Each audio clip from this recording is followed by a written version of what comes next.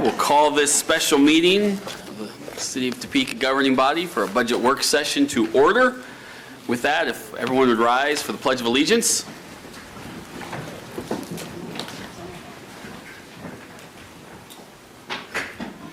I pledge allegiance to the flag of the United States of America and to the republic for which it stands, one nation, under God, indivisible, with liberty and justice for all.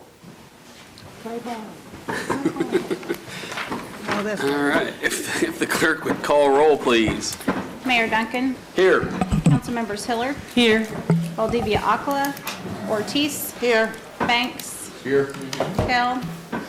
Miller. Here. Bradbury. Here. And Hofer. Here. All right, we have 7 present. All right, with that, I will turn it over to the city manager to begin this work session. Thank you, Mayor. As we began discussing towards the end of last year, I wanted to hold this budget work session to kick off our FY 2027 proposed budget process. Before I turn this over to Josh McInerney, our Deputy Director of Budget and Finance, the purpose of this work session is to refresh the governing body of our FY 26 adopted expenses and revenues, discuss a high-level FY 2027 forecast, highlight some of the policy considerations, such as finalization of a fire station plan that will need guidance from the governing body as we craft the FY 2027 proposed budget. We'll also lay out a budget calendar. As mentioned, today is just the first step of our budget process, and our hope is that today's discussion will lead to some initial feedback today and more feedback in another work session towards the end of next month. With that, I will turn this over to Josh to lead us through the discussion. Thanks, City Manager. Good evening, governing body.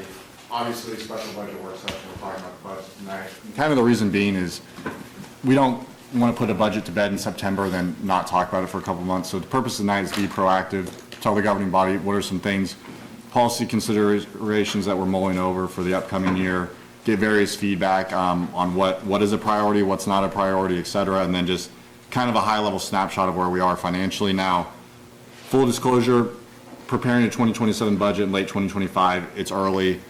Some numbers will still change, but as we'll get into later, looking under the hood, we are spinning down reserves like we said the last 2 budget cycles. So getting into it, Dan, the clicker is not working for me.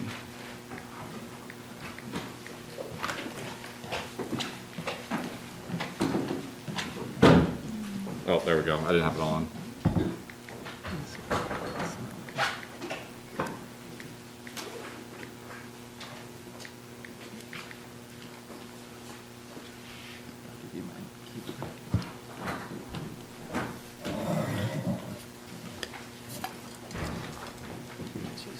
Thank you.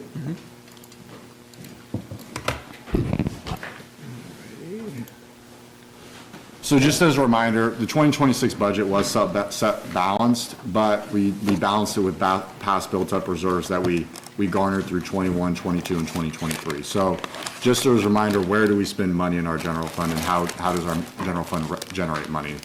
So our general fund generates money by 3 main ways: sales tax, property and motor vehicle tax, and then franchise fees, and then we obviously transfer money in from various funds, and then we have our, like we talked about 2 weeks ago, our fee schedule, which is a small amount of money, permitting, licensing, things of that nature. But the main takeaway of how our general fund gets money are franchise fees, sales tax, and property tax.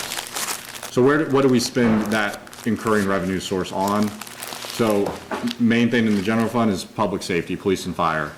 Of that $133 million general fund expense budget, $81 million is just dedicated to public safety personnel salaries.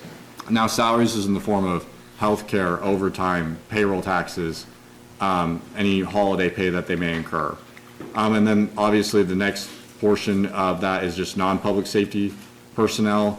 And then we obviously have some large charges such as electricity bills, our Shawnee County inmate care charges, various insurance charges. But thank you.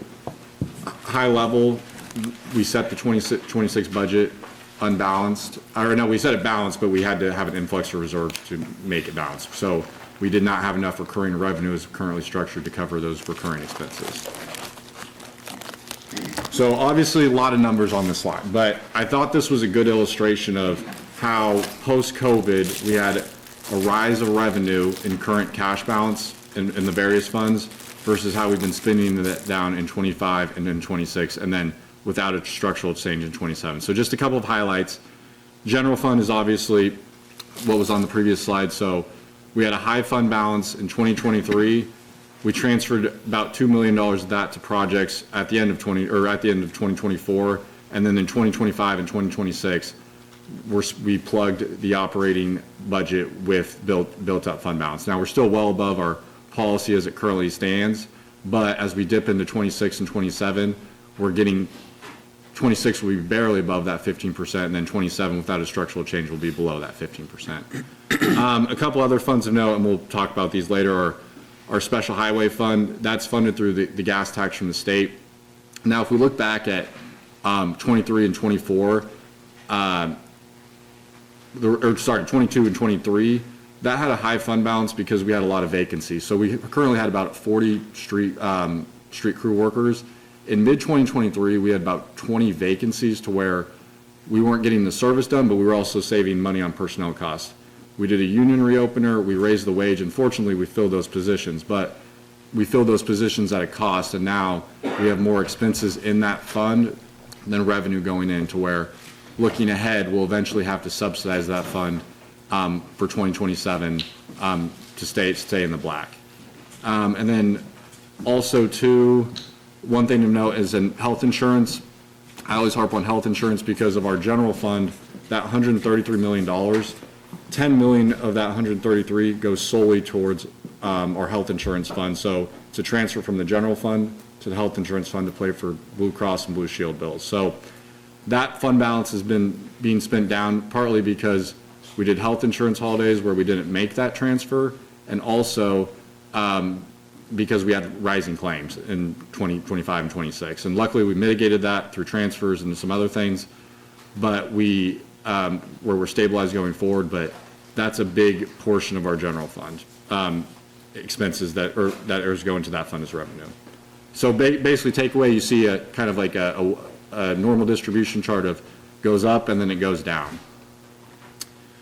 Then we have some other miscellaneous funds. These are kind of not related to the general fund. These are just standalone funds that have specific use. So I'll just point out the Affordable Housing Trust Fund as an example.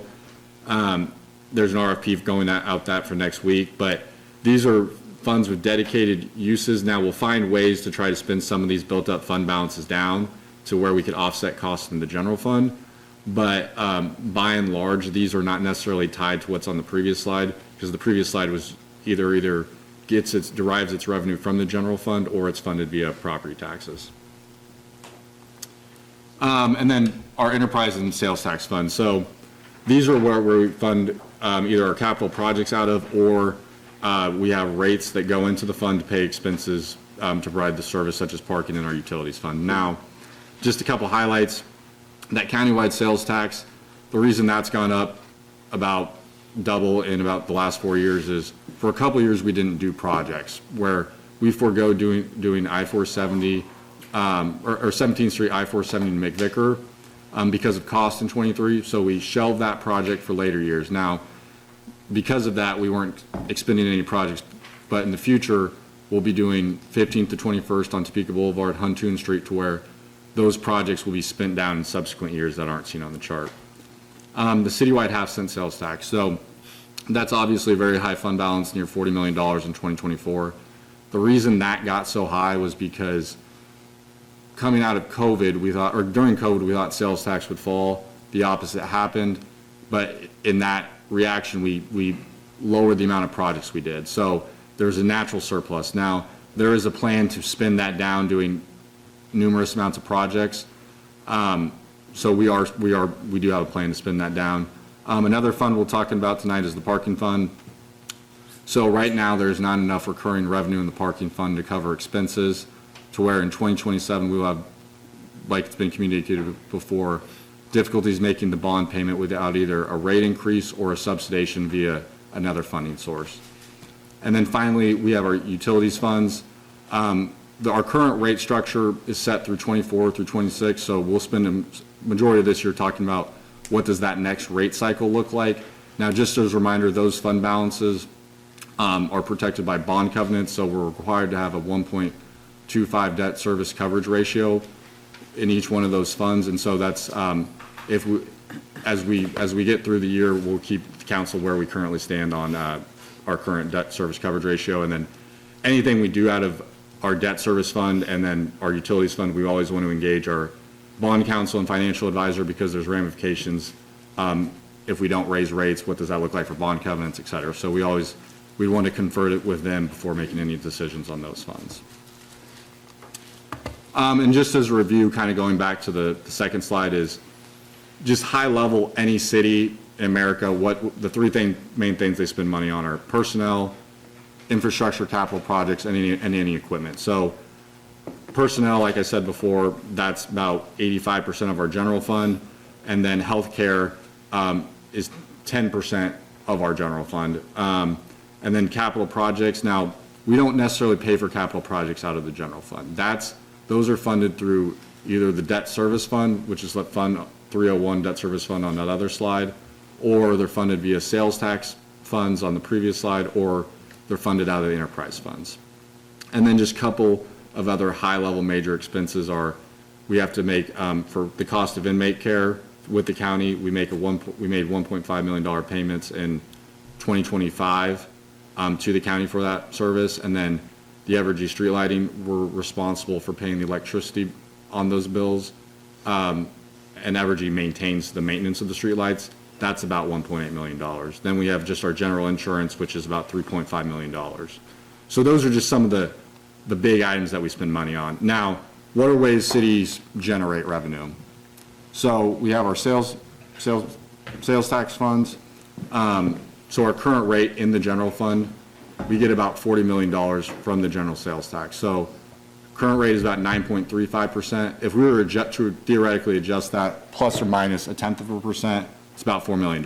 Now, property tax, our current mill, if we increased or lowered that by 1 projected in 2027, that's about $1.5 to $1.6 million. Now, not all of our property tax goes into our debts or into our general fund. About 28% goes into our debt service fund to make bond payments, and then a little bit goes into our special liability fund. The remainder goes into the general fund. And then we have our enterprise funds that charge rates to users and then to cover the expenses on the back end. Okay, so that to the interesting stuff now, right? So what are some key funds we need to monitor in 2027 that we've talked about? So obviously, general fund. Last 2 years, we've used the tool of built up reserves to offset any deficit in the general fund, which is good, but that tool probably will no longer be available to us in subsequent years. So what are things we have to do on the income statement to solve that? So we can either strengthen the general fund by pursuing different revenue opportunities, we can transfer more money in from other funds, kind of play the shell game, or on the expense side, we're going to have to look at reduction of that expense line item. And then just as a reminder, going back to that second slide, on the bar chart on the right, something would have to come down out of that slide. Also in the parking fund, like I said earlier, recurring parking revenue is not enough to cover recurring parking expenses. Now, ways to solve that are kind of the same ways. We could either do a rate increase, or we're going to have for the parking fund, reduce expenses somehow, or have non-parking fund generated revenue pay for the service of parking. Then, like previously mentioned, the special highway fund, the gas tax is not generating enough money to cover expenses to where we're going to have substation of that, either via the general fund. We could talk about using some of that citywide half-cent sales tax money. That's ultimately a policy decision. But those are three main funds we want to start out with as we progress through 2026 for the 27 budget. So future policy considerations. So I've harped on this before, but the reason we do the CIP is the CIP informs what projects we want to pursue in the CIP, informs what we budget for in the future. So we want to identify which capital projects, such as the fire station replacement program, like the city manager said, we intend to advance. Now, the reason we appreciate feedback on that is if we have a bonded project for $10 million 4 years from now, we have to make sure there's enough money in the debt service fund to make those debt service payments, because if we bond $10 million at 5% over 15 years, that's $1 million a year we have to pay in debt service. So we have to make sure there's enough money in the funds to cover that. So if we don't do that, theoretically, we could do other things with that, such as transfer money in the general fund, but that's ultimately a policy decision.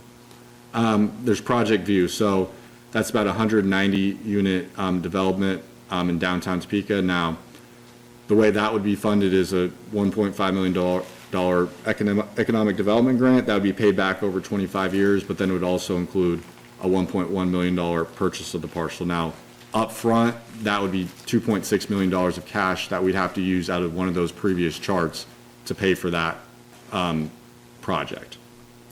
And then finally, the hotel. So just as a reminder, any proceeds that we get from the sale of the hotel goes back into our general fund, because the reason being is that's where it was funded via the first place. So we're putting that money back into the general fund. Obviously, we can appropriate it after it goes back into the general fund, but it was not budgeted for in 26. So any expenses that we incur in 26, the revenue would be used to cover those potential occurrences. Number two, the discussion about a sales tax initiative. So what's a policy consideration is, do we want to do a sales tax initiative? Do we want to do a 0.1% for a fire station replacement, 0.1% for affordable housing and homelessness, and then, or a 0.3% for a general public safety use sales tax? Now, overall, that would bring the city $20 million, and then each 0.1% is about $4 million if that option was pursued.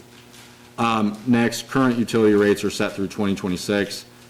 Future rates will be discussed in 26. So that's what I was saying about earlier.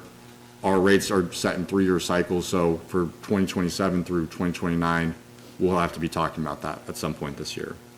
And then finally, we can talk about increasing our permit and planning fees to run profit neutral. Currently, we run $600,000 expenses over revenues. We could talk about shortening that gap over a duration of years, or in 1 year. Obviously, supply and demand would dictate whether or not you could recoup that, but that's just a policy consideration being introduced.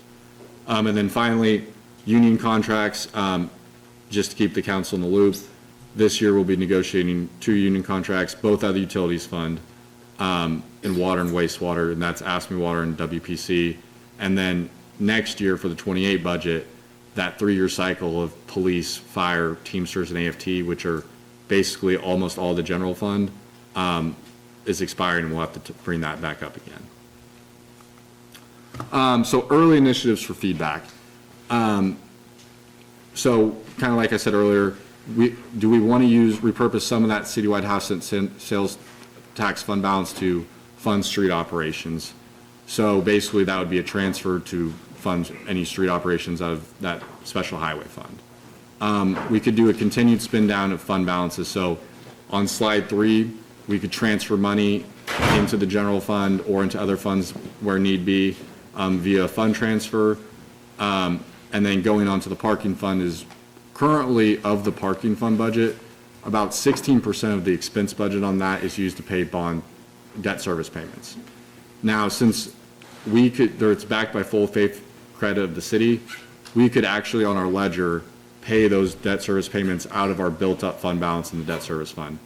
Now, ultimately, the policy decision the council have to reckon with is, are we comfortable, or is the council comfortable with non-parking revenue covering expenses for the parking fund? Because just as a reminder, the way the debt service fund got its money is through property taxes. So you'd effectively be using built up fund balance via property tax to help out the parking fund. So just a policy consideration being thrown out there. And then finally, we could go back to our fund balance policies or rewrite some new ones for ones that don't exist, and just run things outside of the general fund at a profit neutral basis. So we'd be effectively there's some risk associated with that, but we wouldn't be carrying very much cash in other funds. And then this is accountability mechanism for me, is we want to review any general fund expenditures that could be shifted to other funds and get those easy wins. So about the opioid fund, the special alcohol fund, anything anything to do to take heat off the general fund when expenses are going up faster than revenues is something we want to pursue. And then, like I talked about on the other slide, we can explore, do we want to do those additional avenues for revenue? Do we want to do a sales tax initiative? Do we want to do, talk about planning and permitting fees? Do we want to talk about transferring money in from other funds? Dan, I lost access to my clicker. Try to get now. So obviously tonight, we're getting ahead of it, we're trying to be proactive, and just want to give a high-level overview, kind of just some policy issues that we're considering. The plan is to reconvene in February, let this marinate, ask any questions in the meantime. Probably can't answer everything tonight, but do my best. And then in the spring, like we always do, we'll go over that CIP and talk about what projects do we actually want to fund in the upcoming years. And then hopefully we'll prove that in May, and then we'll go through our typical budget process through June through September. So the good news is we got some time, and we want to get ahead of this early, because if there's anything that we don't want to pursue, it's helpful to know that now. And if there's anything that, no, we want to definitely keep doing that, that's also helpful as well, because that allows us to go to drawing board and obviously answer any questions head on and early enough in the process to give council full information when making decisions. But that's, and also too, just for me, like I said at the start of the presentation, is we develop projections in late 25 or 27, that's early. So as we get in more information through the first 4 months of this year via revenue, via expenses, and how much we have to transfer to other funds, we'll definitely keep the council up to date on that. So hopefully we can make some savings in the margin. So with that, I mean, we're happy to sit for questions and talk about feedback and answer anything we can tonight. All right, thank you, Josh. Councilwoman Ortiz. Thank you, Mr. Mayor. Josh, how did we end in 2025?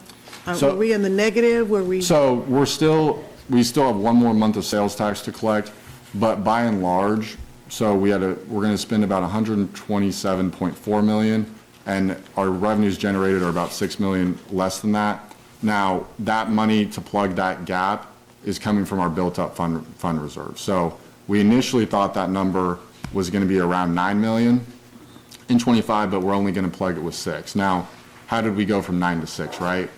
So we foregoed some transfers from the general fund to some of those other funds to take any heat off the general fund where we had to, in the form of transfers to the retirement reserve fund and the work comp fund, and then any way we could do to place any interest earnings in the general fund, we did that as well.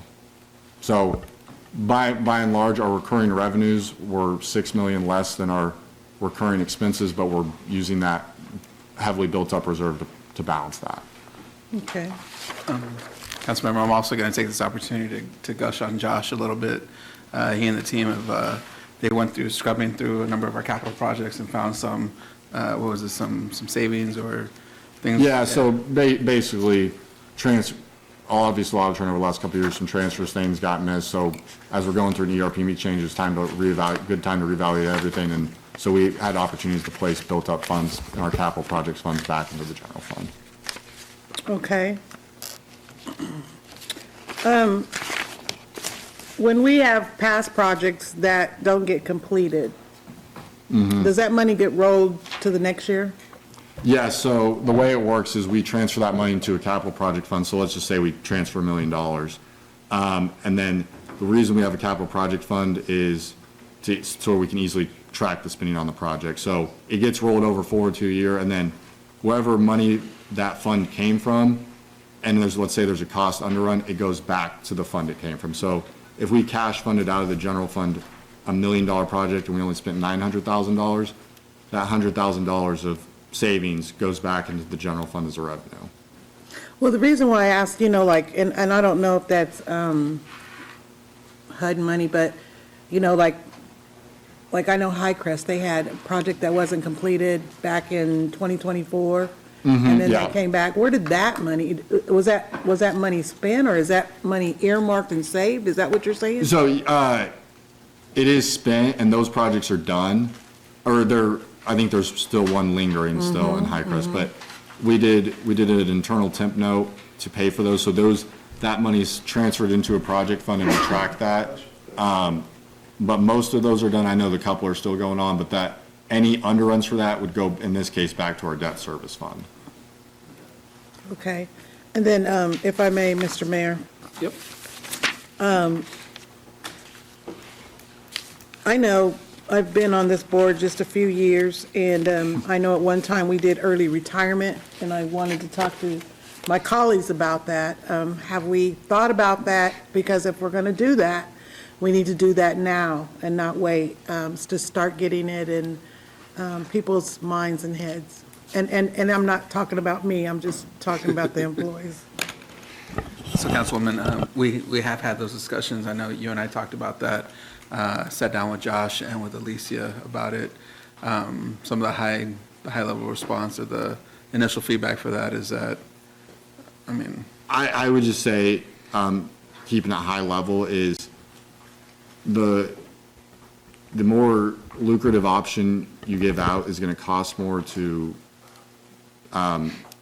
make people take it. So I'd like to talk about that behind the scenes on what the ultimate goal is, just because there's just a lot of details we have to hash out. Now, the one thing about it, and I'll just use another city as an example, the Lawrence model, they did an early retirement option, and 20 people pursued that package. Now, the one thing to keep in mind about early retirements, if you want to have perceived savings from money, you have to be steadfast in not technically filling those positions. Now, from a legal standpoint, you can't encourage people to take that option. You just have to offer it and kind of see who takes it. So that's just one thing to keep in mind as well. Yeah. So are you saying we need to talk about this more, or are you saying this is not a good option? I mean, it worked before. What are you saying? I'm saying there's a lot of parameters you can set. So you can set people in 1 year, people in 5 years, and then without. And kind of see it. And then so basically there's a lot of variables that would be easier to talk behind the scenes, and that, because it's been a while since we talked about that, so I'd rather run it up the chain rather than me give my personal opinion, since I'd ultimately don't make that. I like policy. your personal opinion, Josh. I appreciate it. Nice haircut. Thanks. I think to that point, it would be nice to know, in general terms, see some numbers of who would be eligible. If we offered that, how many actual employees in the city? So assuming they all took it, right? Whatever that criteria is that we outlined, so be interested to just look at that. Not now, but I mean, something you could put together to say, okay, if you guys really want to pursue this, this is what it would actually look like. This is how many people we think could take it if they wanted to. This would be the, immediate fiscal impact. Also draw down our fund, because we know we have, so that'd be an interesting chart to see, to provide for us. Councilmember Kell. Just a little bit on what you just said. I don't necessarily agree with not backfilling those positions, because there's a little savings in the aspect of that position drops down the scale necessarily if we're hiring at the step 1 versus, let's say, step 10 for the replacement. There is going to be some savings there. So I think our biggest thing is we have to get creative. What I'd like to see, because sometimes trying to find things on the web is hard, can we get descriptions of all these funds and any parameters that must be followed with these funds? So like, I know the opioid fund has parameters that must be met, but I know trying to figure out where we're going to maybe take something out of the general fund and maybe put it in the opioid fund, make sure we're following the parameters so we all can, 10 sets of eyes or up here, or 10 plus getting up here and looking at all these, and we're going to try to get creative. So I think if we had the parameters of each fund and what the descriptions are, will be easier for us to be able to look at some of these things, because it was, identified here as one of the points of review general fund expenditures and identify the costs that could be shifted into other funds.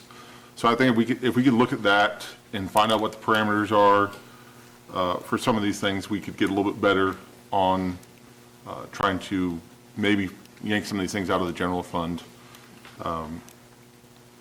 and maybe you'll get creative in other ways rather than just yank it out of the general fund, because if we can look at the, if I know more about the opioid fund, it's, just keeps on getting bigger and bigger every year. And if we can start using it to make sure what it's there for, which is to help people that were affected by the opioid crisis and educating people that, I'm a type of person, I don't like harsh drugs. I rather use like something like a TENS unit that's non-pharmaceutical pain management. But if we can look at, certain things like that and make it one of our initiatives like we have at, when we go out for, like we had the booth back there at one meeting, if we go out and maybe create that, because we have the fund money for it. And to me, it's kind of pointless if we have a fund that we're not using very much and we have a large amount. And it is something that, it's there for a reason. Let's use it to take care of the issue at hand rather than possibly letting the issue get worse.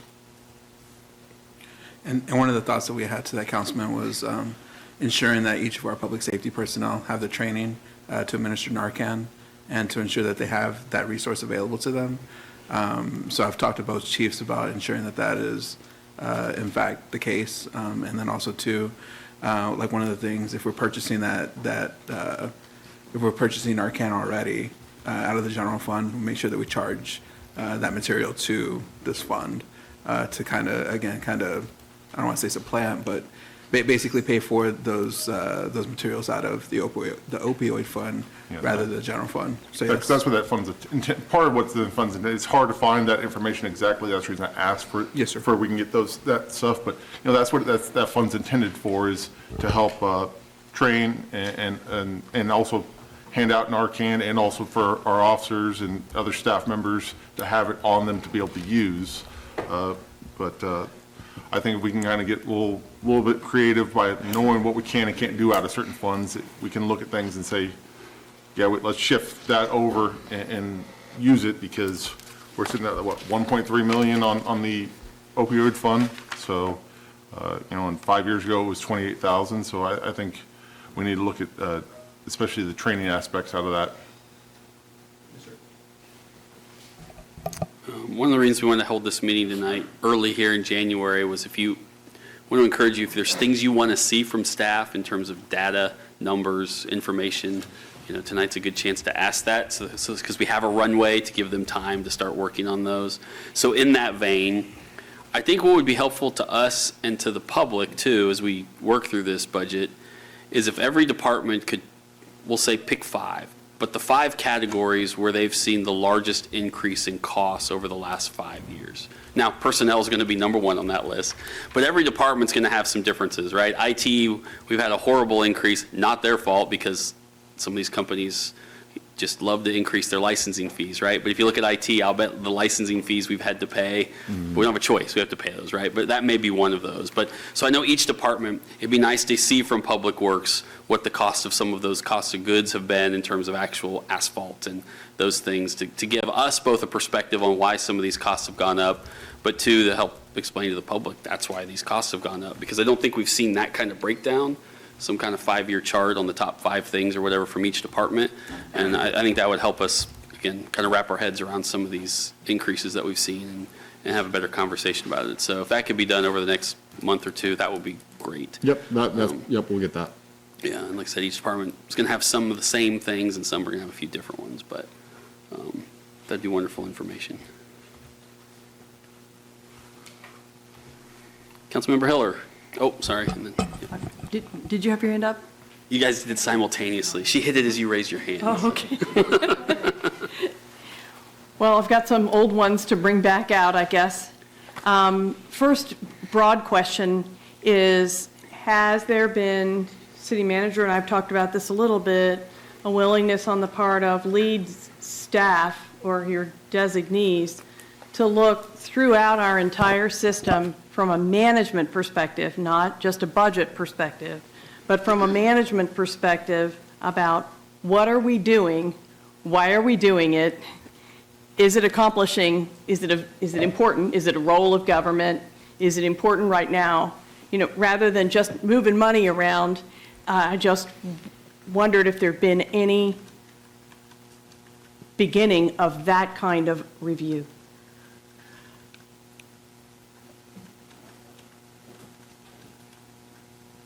So I would basically say that we do that every year, right?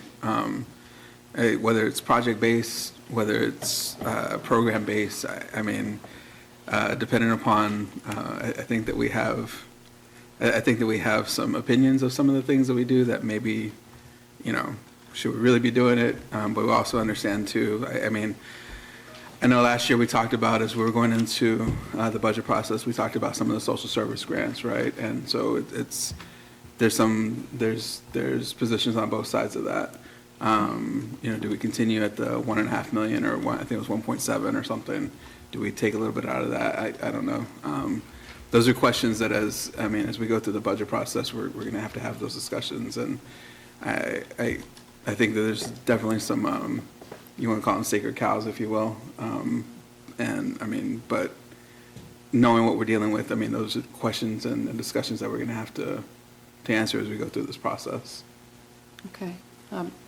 Respectfully, that sounds like a no, but I really encourage that we do that and consider the various points of view, particularly from your position. If I can continue. Question for Josh. When we were working on the CIP and the budget last year, I proposed some ways that we could begin to transition from borrowing to having some cash funding for our capital projects. Has any further modeling been done on that, or are there some prospects those are more detailed than this big picture I get, to possibly do that starting this year or next? So let me go back. Clicker, hold on. So it's been discussed, but I guess the ramifications of that are high level. Let's say we bond $1 million, or let's say we cash fund $1 million project on, I don't know if it's on your screen or not, or just mine. There we go. That's coming out of, if we cash fund a project, that's coming out of that first line item, which is the general fund. Because that represents our unencumbered cash balance. So that's going down $1 million. Or if we bond it, let's say we bond $1 million over 15 years at 5%, that's about $80,000. Obviously, it's going to cost more over a time horizon out of the debt service fund. Totally acknowledge that. I think that's about $1.6 million. But that $80,000 will be paid over 15 years out of the debt service fund. So it's ultimately a policy decision up for the council, but it's hard to place more heat on the general fund that when it's already going down and the debt service is not going down as fast. So and now we could always talk about making an offsetting expense within the general fund to absorb it so we don't have to bond it. But those are the conversations and feedback we'll have. But this model does not project, just to be totally unequivocally honest, does not project as cash funding a certain amount of projects within the CIP.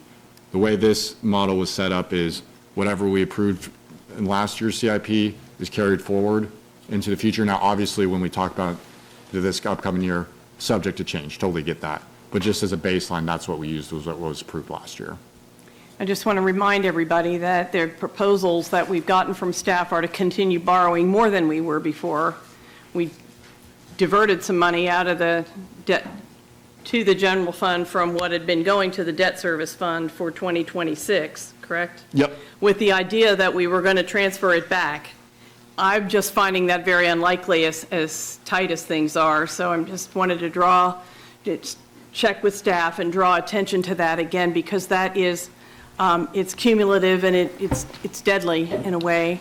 And I do think there's a way it will include us really tightening up now to at least, if we're going to pay that money back, rather than put it in debt service fund, put it in a capital budget fund so that we're spending only $1 million on that $1 million projects instead of $1.6 million.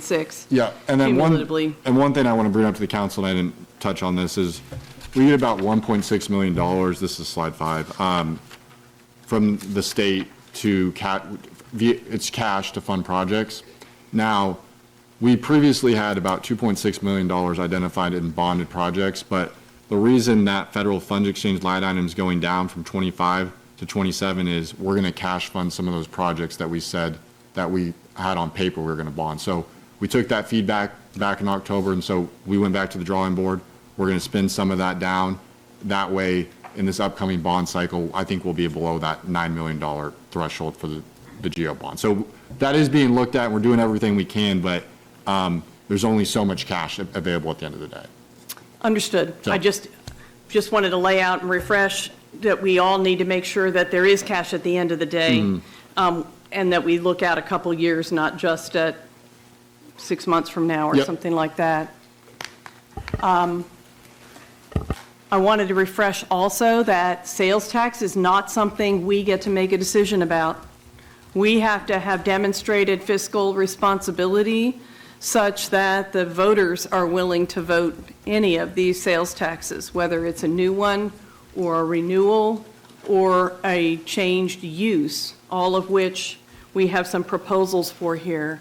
And so we've talked about it before in terms of not counting on sales tax coming in and we're getting it back again.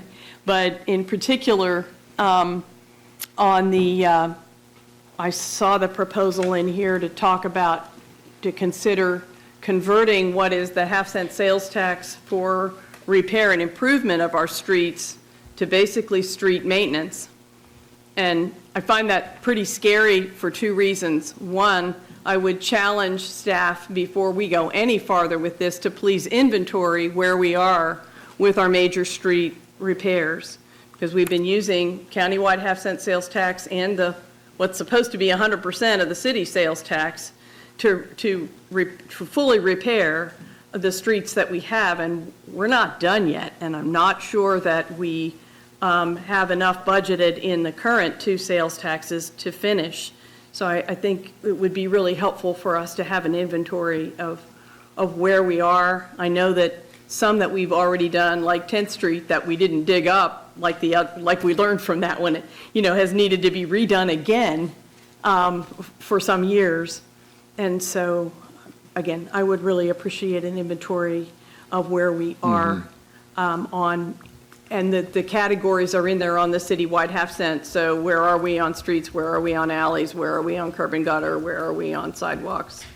That whole thing. Because I don't think a switch to proposing that we're using a sales tax for operating budget instead of a one-time identified project list is a huge shift that I'm not sure would be successful, but I'm real sure it wouldn't be successful if we haven't fixed the streets in the first place or don't have an alternative way to do it.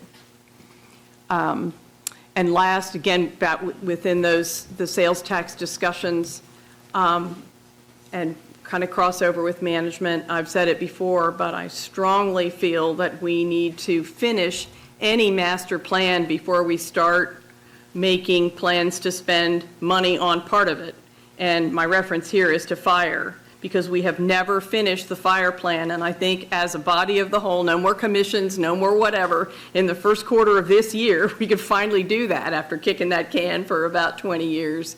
But I feel like it's not management-wise and fiscally responsible for us to move forward. And I like the fire station plan personally, but I don't think it's responsible until we have figured out all those other pieces of the plan. So it's complete. Thank you. Councilmember Bradbury. Thank you. Can you remind me how many FTE the city has and how many of those are currently vacant? So in the 26 budget, it was about 1,156, and then our last number of direct deposits went on payroll was about 1,077. So about 98-ish are vacant. That's rough math, though, on the top of my head. And are those positions that have been carried over to continue to be vacant, or they're just? So about 20 were frozen. For the purposes of this projection, we froze some positions, and then we assumed that they were going to be frozen for 2027. We froze 10 officers in 26, and this assumed we were keeping those 10 still frozen, as an example. I would be interested in seeing how much savings the city would acquire if positions were held before being filled. For example, what would the savings be for 3 months, 6 months, 9 months? Gotcha. Yeah, I'm taking notes. Yep. And Josh, when you do that, go ahead and provide us the list of what those vacancies are, Right, so we yeah. know what the positions are that we're talking about. Because some of them may be able to be frozen, but I know there's probably a few in there that we'll all agree, no, don't freeze that one, you Yeah, don't need that. definitely. But we won't know that unless we see that list of what those vacancies are. Gotcha. Yeah.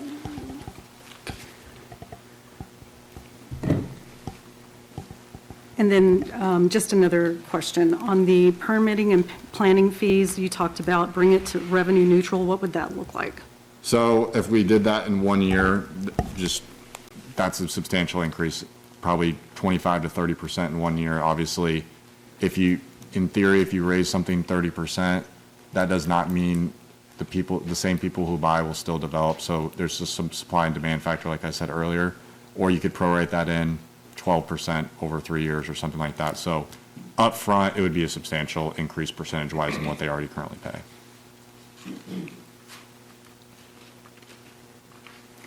Councilmember Banks.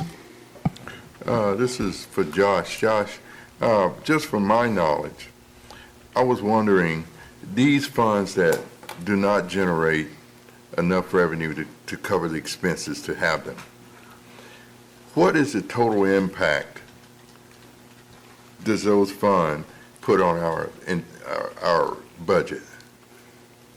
So you're saying what are the ramifications of not having enough recurring revenues covering recurring expenses? Yes.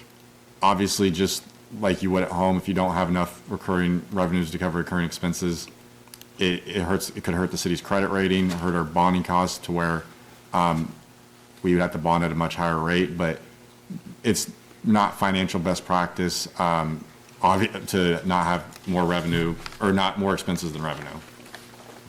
Okay. Thank you, Mr. Mayor. Thank you. If we go back to the enterprise and sales tax funds, page 5, and I honestly don't know the answer to this question. It's not a gotcha or a trick. This is information that would be very helpful in explanation. You know, one of the conversations we had for several years up here was that our threshold of our policy was 15% for, you know, our balance reserve, for our reserve for the general fund reserve. And there were times where we went above that, and our argument was always, if we need to increase that threshold policy, great, we can have that conversation, but until we do, let's try to stay within that 15%. Obviously, anyone who looks at water, stormwater, and wastewater balances says, whoa, that's a lot. Now, those are also our largest projects, and we have a lot of bonding out there to make sure those things get done. So I'm not questioning those balances. It would be nice, though, to know what our current policies are in regards to what those balances should be against what our bonding is and what we need to have in those. And I'm not, it may be those may be the exact numbers, but it would just be nice to know, because I don't think we've had that conversation for a while. And I think as we talk about other rates in the future, that would be great information for everybody to have, to understand what we need to have in there, why those numbers look high on paper, and what they're counted against. So, Yeah, we'll definitely compile that, and something I haven't had a chance of doing is getting with our bond counsel and our financial advisors, because obviously we want to look into the forward future too, so I'll happily compile that information. Yeah, because I think that'll help us have better conversations about what money we really do have and don't have as we have some of these tough conversations.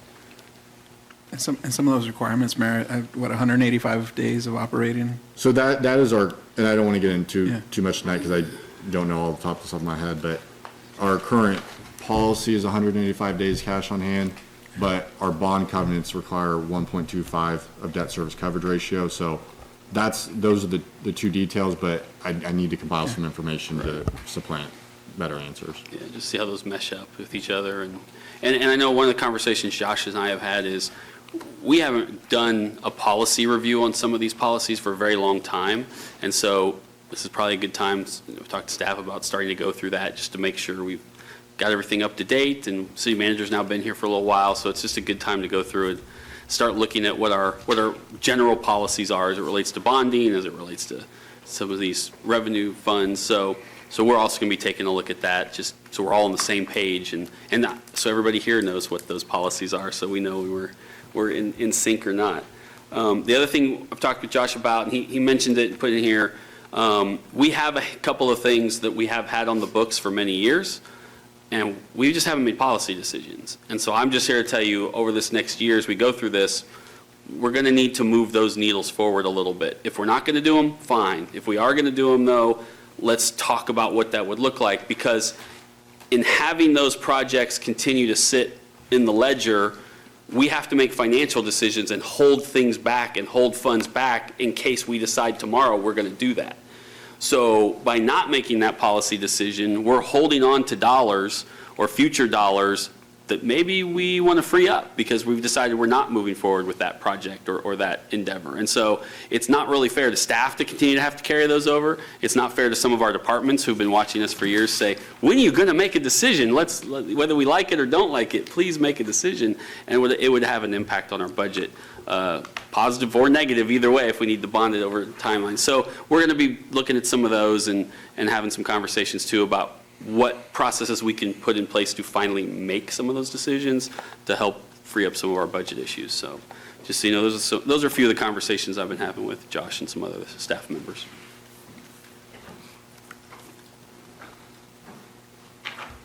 What else you got? Nothing? That easy?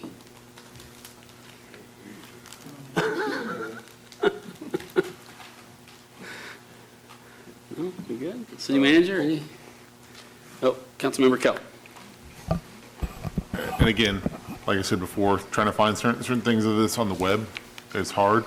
Can we make sure we have like maybe even a tab on our website that kind of has all this, like the rundown of the schedule and all that, so the citizens can be a part of this and be involved and look at it, so they know when we're talking about certain issues or looking at different projects or things like that, so that way they're informed, because I know we've recently updated our website, but it's, again, I feel like it's hard to find things you're looking for sometimes on there, so I think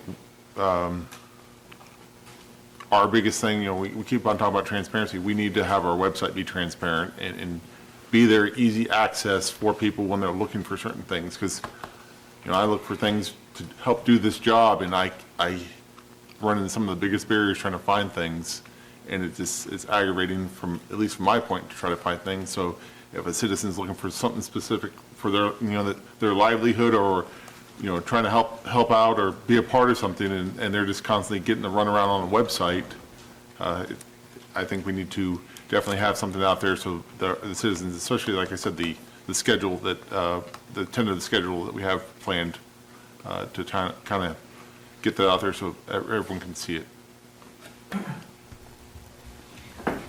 Spencer? Councilmember Hiller. Hot tip on that one while we wait. I've been involved in trying to find things to send people links and things like that. If you just flat Google City of Topeka budget, if it's in there, Google will take you straight in, and you don't have to try and go through. We don't have the search function working yet, so it's pretty hard to find anything with new categories, but just Googling it seems to work pretty well.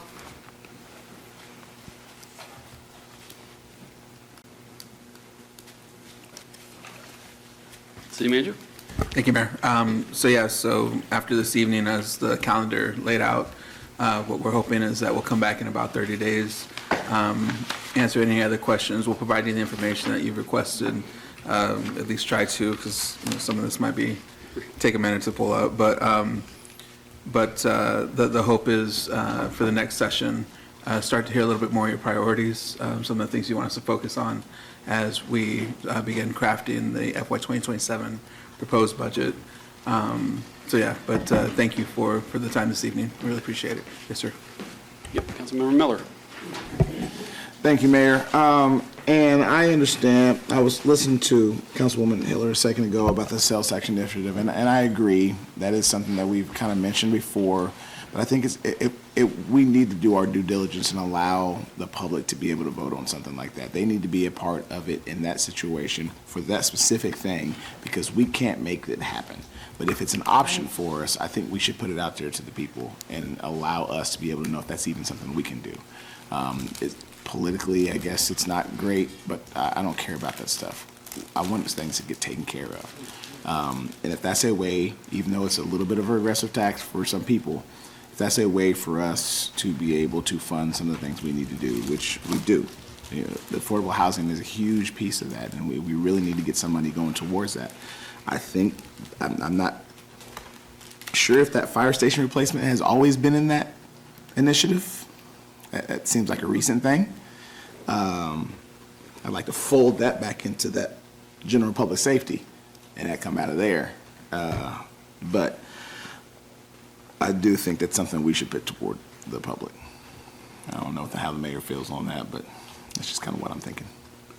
Well, I think if that's an avenue folks want to pursue, staff can provide us a calendar. The earliest we could put it on the ballot would be August, I think, but I don't know what the deadline of having to make that decision. You could also put it on the November ballot, so there's a different deadline to make that decision. And if you don't do it then, it could be on a March. Under state law that was passed last year, those are our three options now. There's no ability to call any other special elections, and there's no ability to do any sort of mail elections anymore. So those are your options. It'd be August, November, or March, but there's specific deadlines under state statute you have to follow. So I'm sure staff can provide that timeline if we wanted that on a ballot and what that would look like. Councilmember Hiller. If I could clarify, thank you for the comments. I agree about letting people vote. What I do know, and that just taking the three proposals that they have, the affordable housing money is extra. It's something we haven't been doing. There's been a tremendous need. People are interested, and just a tenth of a cent, it's extra. It's clearly, well, the jump people suggested we define it a little better than we have, and I agree. But you know, when you make it real clear exactly what it's for, and you've got the method of how it's going to get there, then people tend to be pretty responsive. The fire stations, again, are very clear. We're going to do this, and we spread out the timing or whatever, but it's a start and finish. Again, it's something we're not doing right now, so we're either going to do it or we're not going to do it. It's a little more, again, straightforward in terms of voting. But the discussion about converting our street tax, which was supposed to be for projects that of rebuilding our streets, into instead covering the operating budget expenses and not doing streets, leaves a lot of questions to answer. And so my point, what I intended my point to be was, if we even want to think about that, we need to know how many streets still need to be fixed, and have an answer for how we're going to do that if we're going to convert the sales tax.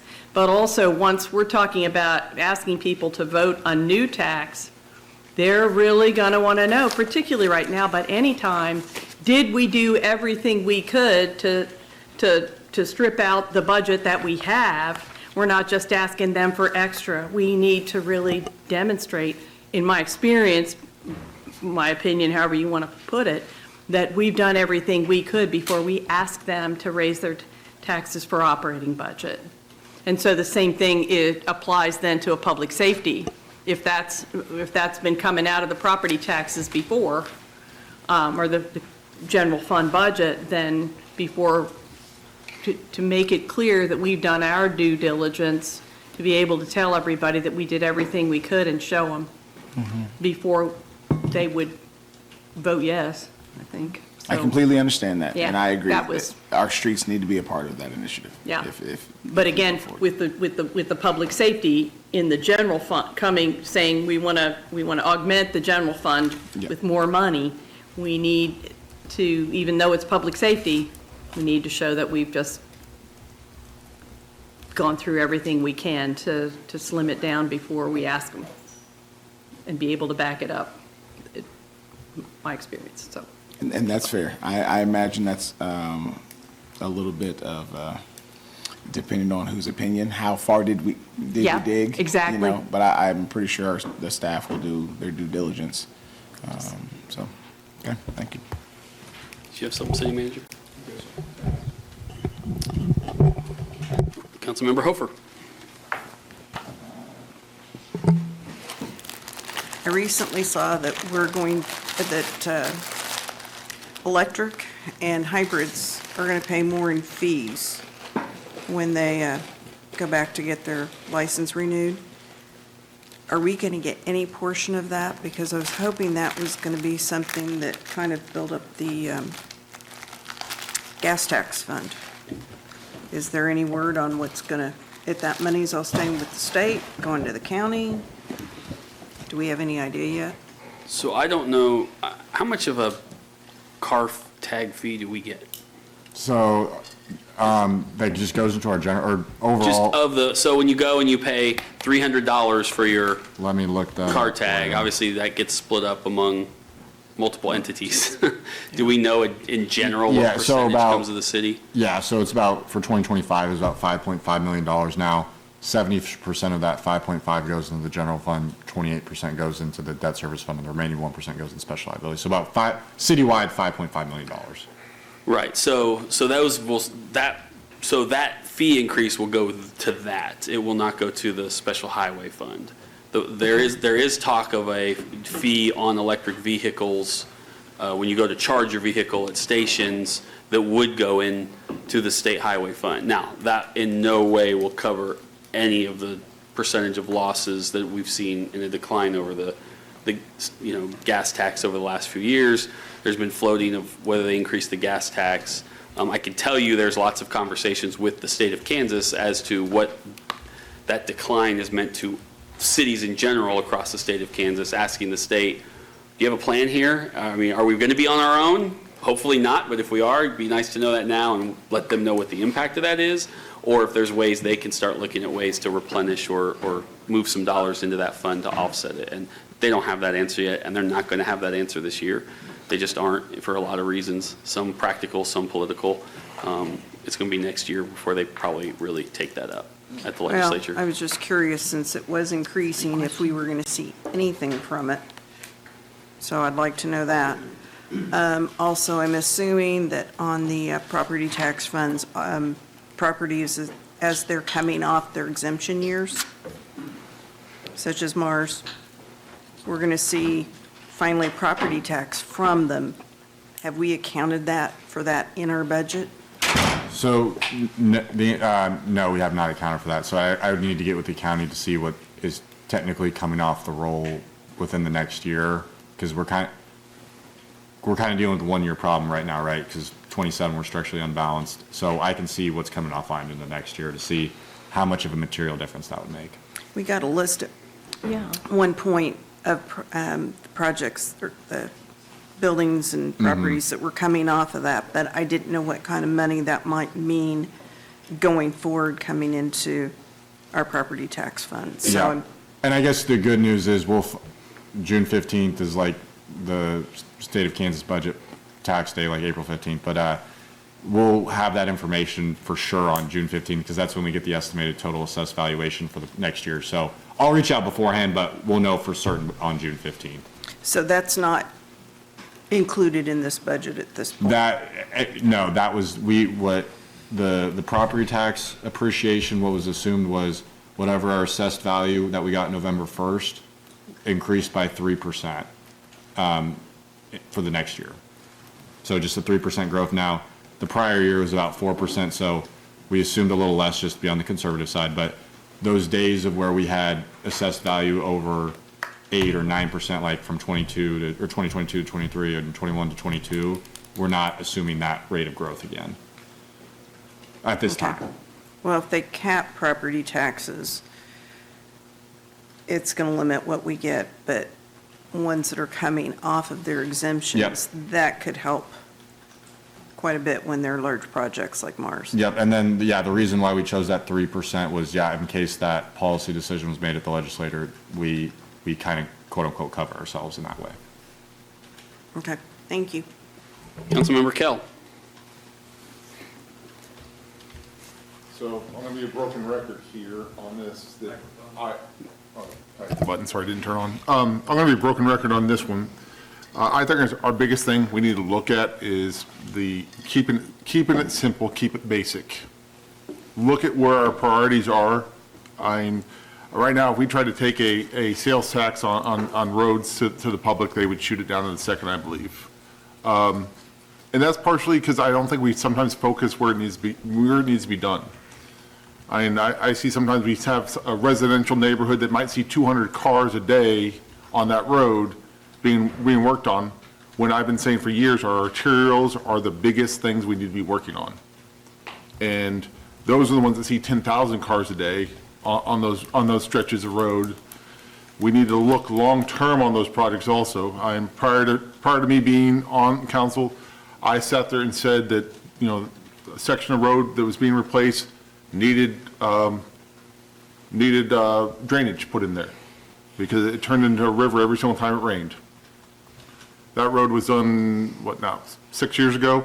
It pretty much needs to be redone again now because it's had so much water damage, and then with weather like this, the expansion and contraction of all that water is in there.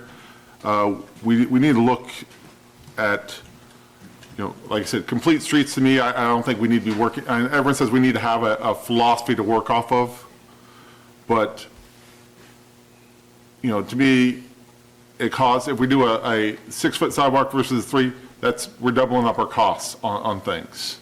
We need to look at, keep it simple, keep it basic, get it done right, then we can come back later in the future and start embellishing some of these projects, doing a little bit more.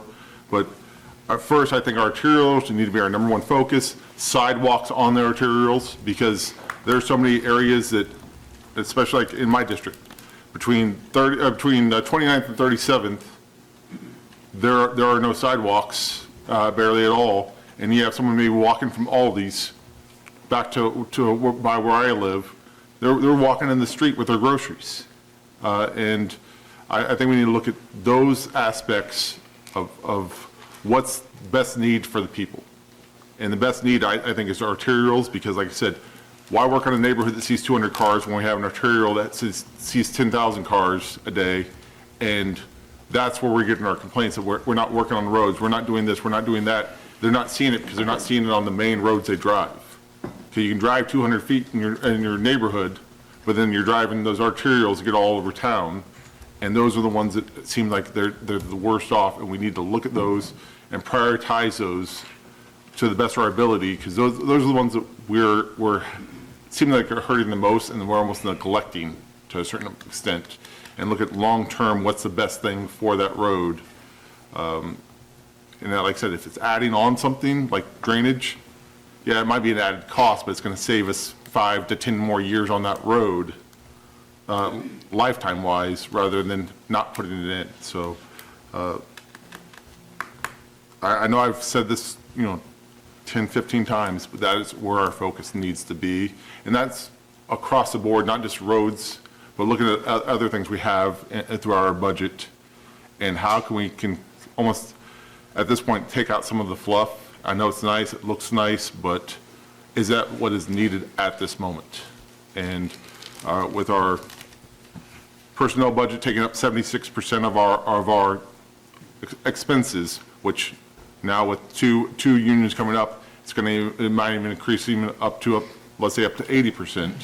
We need to look at ways we can do things without going the extra mile, but getting it done right the first time and letting the lifetime of that thing go the way it should go. Thank you.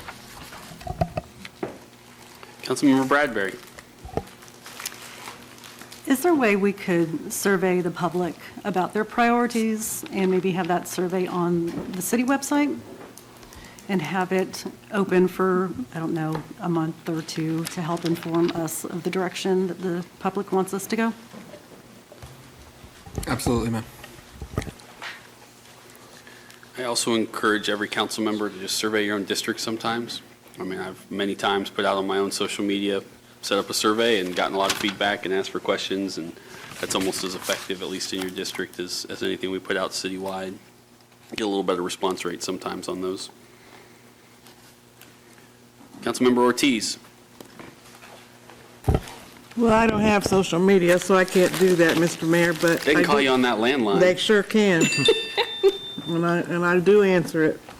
I do want to remind my colleagues, I'm sitting here listening to Brett, and I do want to remind my colleagues that there was a half-cent sales tax.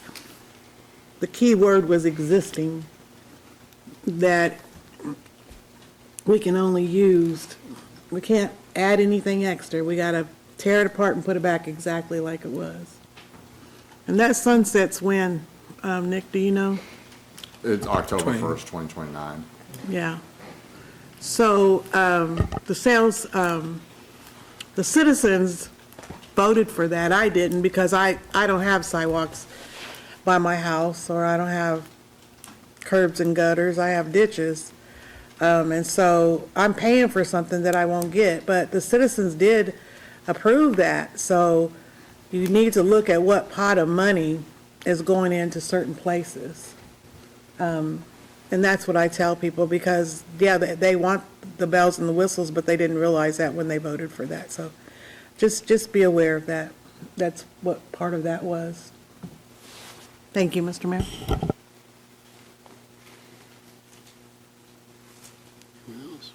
One of the reasons we wanted to have this meeting now, here in January, with snow on the ground, even though we don't have to pass the budget till September, with that October 4th, so it would be really nice, as you process what you've heard tonight, these discussions, the information, to the city manager's point, to get some of those big questions in now, or data points that you want to see, so that staff has some lead time to actually be able to put that together.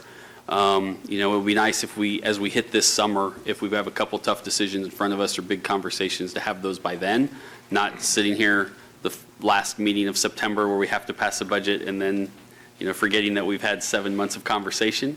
So that's one of the reasons we wanted to get this conversation started early, so that we could really get ahead of some of this as we have to make these decisions. And the same goes to the public. I mean, now that they've kind of seen a snapshot of where we're at and heard some of our initial thoughts, we definitely encourage them to come to council meetings and provide their feedback. We'll probably do another one of these at some point, and to reach out to us individually with some of their ideas and concepts and information that they think we should have, because it does help. I know most of us will take that lead and appreciate that feedback from the community, and it gives us a good sense of to Councilmember Bradbury's point, where their priorities are as we make these decisions to help us focus our priorities. So I appreciate everybody coming this evening a little bit early. Before I turn over to someone, is there any other questions from the governing body? Yep, Councilmember Miller. We don't have public comment on there. I think there is.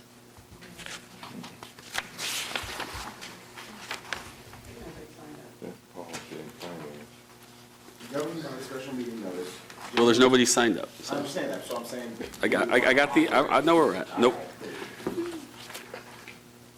Any other comments or questions? All right, well, with that, we're going to move to announcements, and I will turn it over to the city clerk. City manager. Nothing, Mayor, thank you. Councilmember Hiller. Councilmember Ortiz. Thank you, Mr. Mayor. For those of you that think we get special treatment, my street has not been plowed. We don't get special treatment. We're waiting just like everybody else. I do want to say that because David didn't come and get me, and I'll have to slide in home. Me neither.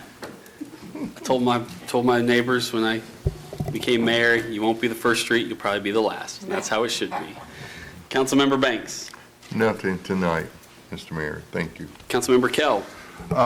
Just want to say happy birthday to my mother. It's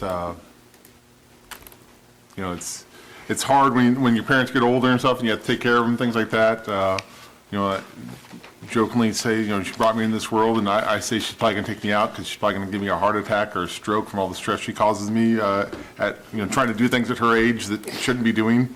So I just want to say happy birthday to my mother. Councilmember Miller.